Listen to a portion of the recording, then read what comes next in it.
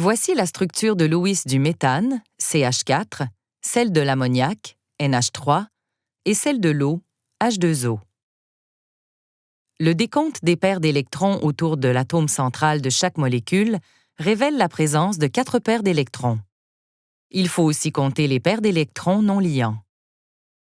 Afin de réduire au minimum les forces de répulsion, les 4 paires d'électrons s'orientent de façon à obtenir une géométrie tétraédrique. L'angle formé par 2 paires d'électrons est de 109,5 degrés. La géométrie moléculaire représente la disposition de l'atome central et des atomes qui lui sont directement liés.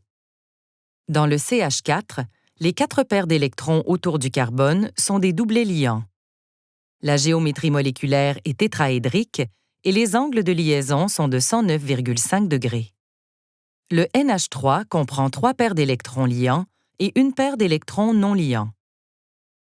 La géométrie moléculaire est pyramidale à base triangulaire. La répulsion entre une paire d'électrons non liants et un doublet liant est plus forte que la répulsion entre 2 doublets liants. Les 3 liaisons azote-hydrogène sont donc légèrement rapprochées les unes des autres et l'angle de liaison est inférieur à 109,5 degrés. Une molécule d'eau comprend 2 doublets liants et 2 paires d'électrons non liants. La géométrie moléculaire est angulaire.